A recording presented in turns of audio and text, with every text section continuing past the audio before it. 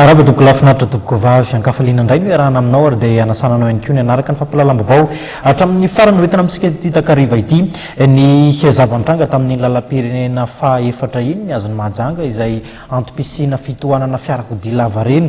Isan'ny hoentina amintsika ihany koa ny fiomankomanana samihafa ao anatin'ny fananganana ireo fototra-vitrasa entina andraisana ny fivoriany ny tany mampiasa ny ampahana manontolo ny teny frantsay ny sehatra sosialy ihany koa dia nahazoanakom-baovao ka dia hoentina amintsika ny zava-nitranga tetsy Analakely no ankafatsika ny fampalalam-baovao. Nanaoetsika androany ireo mpivarotra amoron-dalana tetsy Analakely tahaka ny mahazatra rehefa misy ny fitangorongoronana hitavetrany ihany koa ny mpitandro ny filaminana mandrava izany.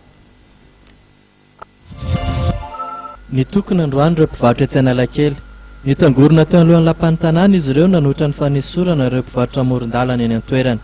Ny tahaka ny fialan'ny ben'ny tanàna izy ireo nanoloana ny lazain'izy ireo fa tsy fitsinjovana ny sosialim-bahoaka amin'ny fanesorana azy ireo hivarotra ny amoron-dalana. Tonga tao eny an-toerana moa ny mpitandro filaminana marobe nandrava ny hetsika. Tao anatin'izany hetsika rehetra izany dia nanambara ny delegeo ny avy ny boriboritany voalohany ary nosy Jacques Razafimbelo fa tsy ato intsony ny fanadiovana tao eny an-toerana. Mitoy ihany ny fanatsarana ny tanàna Antananarivo izay tarehan'ny ramatoaben'ny tanàna. Izany nisan'ny fanatsarana ny fahalana mpivarotra amoron-dalana noho izany efa miditra amin'ny teo frantsay hoe etapa enjakenjana amin'izao fotoana izao. Efa hatramin'izany vetsika no fampitady teto mpivarotra sy ny commune urbaine ka dia manentana anareo izay mpivarotra fa tsy mety intsony ny varotanareo eny amin'ny trottoir eny amoron-dalana.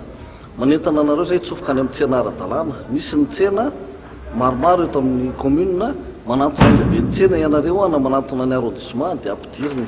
Manararaotra miteny an'izany mikasika ny fourniture scolaire satria miditra ny mpianatra. Efa nomena autorisation ianareo hitsofoka any amin'ny kianja démocratie ery Ambohijatovo.